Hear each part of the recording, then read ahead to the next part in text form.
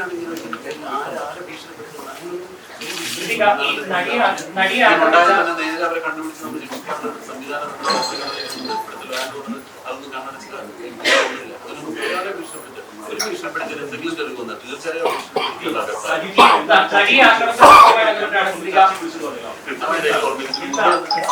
അന്ന് ഈ ഹേമ കമ്മിറ്റി റിപ്പോർട്ടിന്റെ അടിസ്ഥാനത്തിൽ അവർ ഇരുപതോളം നിർദ്ദേശങ്ങൾ ഒന്നായിട്ട് പ്രധാനമായിട്ട് ചോദിച്ചിട്ട് ഇങ്ങനെ തുല്യ പ്രതിഫലം അതല്ലെങ്കിൽ ഇവരോട് പ്രാഥമിക ആവശ്യങ്ങൾക്കുള്ള സൗകര്യങ്ങൾ ഇല്ലാതെ അപ്പൊ അതിന്റെ പേരിൽ ആ സൗകര്യം കൊടുക്കാനുള്ള നിർദ്ദേശങ്ങൾ അതിനെ കുറിച്ചൊക്കെ എന്ത് നടപടികളാണ് സർക്കാർ സ്വീകരിക്കേണ്ടത് എന്നുള്ളതിനെ പറ്റിയുള്ള ഞങ്ങളുടെ നിർദ്ദേശങ്ങളാണ്.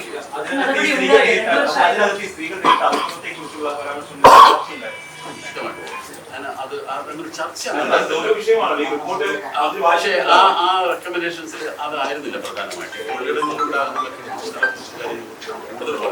അല്ല, എനിക്ക് പ്രത്യേകിച്ച് ഓർമ്മയുള്ളത് ഈ പ്രതിഫലത്തിന്റെ പലപ്പോഴും തുല്യ പ്രതിഫലം കൊടുക്കണം, അത് സ്ത്രീകൾക്ക് പുരുഷന്മാർക്കും. ഈ സിനിമയിൽ അങ്ങനെ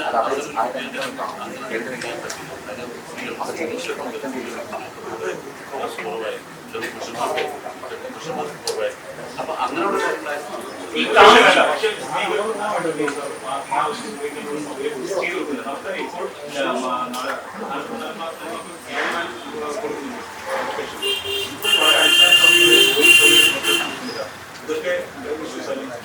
ഇതെല്ലാം ഇഷ്യൂസാണ്. ഇതിലൊക്കെ ഞങ്ങൾ സംഘടനകൾ ഇടപെടുന്നത്, അഭിനയിക്കുന്നവരുടെ സംഘടനകൾ ഇടപെടുന്നത് നമുക്ക് ചെയ്യുന്നത് നമ്മൾ സർക്കാരിനോട് തീരുമാനിക്കാവുന്ന കാര്യം എന്ന് പറയുന്നത് അല്ല.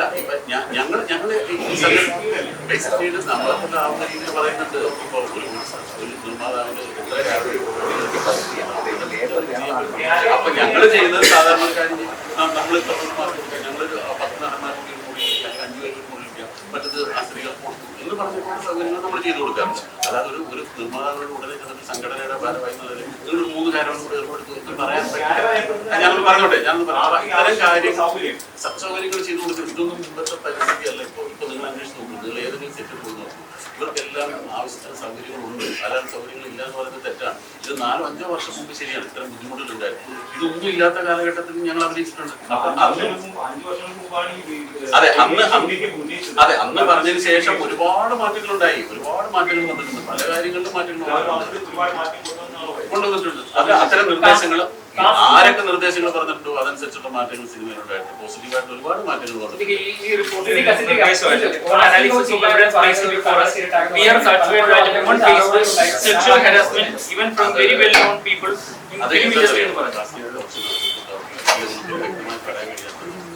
ഞങ്ങൾക്ക് ഇന്ന സ്ഥലത്തുണ്ടായി അങ്ങനെ ഇടപെടാൻ ചിലപ്പോൾ നമുക്ക് പറ്റും. അതല്ലാതെ ഇത് നേരത്തെ പറഞ്ഞാൽ പറയാൻ ഭയപ്പെടുന്ന ഫലം നമുക്ക് അന്വേഷിച്ച് കണ്ടുപിടിക്കാനുള്ള ഒരു ചുമതല ഏറ്റെടുക്കാൻ സാധിക്കാത്തത്. ഇങ്ങനെ കാസ്റ്റിംഗ് വെച്ച് ഒരാളെ വാർത്തുണ്ടായിരുന്നു തീർച്ചയായിട്ടും നടപടി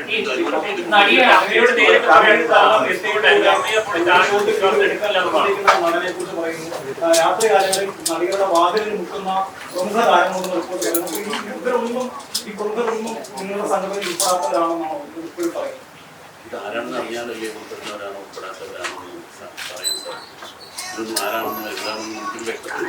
ഒരു മുഖമറ സൃഷ്ടിച്ച് ഇങ്ങനെ സംഭവം ഉണ്ടായി എന്ന് പറയുന്നത് കൃത്യമായിട്ട് കാര്യം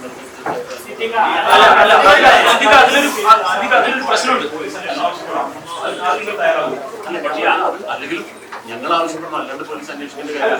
ഞാൻ വേറെ കാര്യം പറയാം. ഒരു ലൈസൻസിങ് സമ്പ്രദായം സർക്കാർ ഏർപ്പെടുത്തുന്നില്ല. ഇത് ഒരു സിനിമ എന്ന് പറയുന്നത് എത്ര കോടിക്കണക്കിന് രൂപ മുടക്കി ചെയ്തൊരു പ്രോജക്റ്റാണ്. അത്രയും രൂപ അതിനേക്കാൾ കുറവ് പൈസ മുടക്കി ചെയ്തൊരു പ്രോജക്റ്റ് എന്തെല്ലാം നിർദ്ദേശങ്ങളാണ് സർക്കാർ വെക്കുന്നത്. അതിന് ഇന്ന കാര്യങ്ങൾ വേണം, ഇത്ര ശുദ്ധീകരണ സംവിധാനം വേണം, അത് വർക്ക് ചെയ്യുന്നവർക്ക് ഇങ്ങനെ സൗകര്യങ്ങൾ വേണം. ഇങ്ങനൊരു ലൈസൻസിങ് സമ്പ്രദായം സർക്കാർ കൊണ്ടുവരും. അപ്പോൾ ഒരു ഷൂട്ടിംഗ് ലൊക്കേഷൻ ഇങ്ങനെ വേണം നിബന്ധന വന്നാൽ ഇതൊക്കെ നമ്മൾ സർക്കാർ ചെയ്യും പറഞ്ഞു കഴിഞ്ഞാൽ ഇതെല്ലാം എല്ലാ പ്രൊഡ്യൂസേഴ്സും ബന്ധപ്പെട്ടാണ് ഈ റിപ്പോർട്ടും ഇതിന്റെയൊക്കെ തുടക്കം. ഇപ്പോഴും പക്ഷെ ആ നടി പുറത്താണ്. ഇതിലേക്കൊപ്പം എന്നൊക്കെ പറയുന്ന ഒരു ഡബിൾ സ്റ്റാൻഡേർഡ് ആയിട്ടാണ് നിൽക്കുന്നത്. അവര് അടിച്ചു പോയി എന്നൊക്കെ കരുതുന്നതൊക്കെയാണ് മുൻ ജനറൽ സെക്രട്ടറി പറഞ്ഞത്. അങ്ങനെയൊക്കെ തന്നെയാണ് ഇപ്പോൾ വിശ്വസിക്കുന്നത്. അവർക്ക്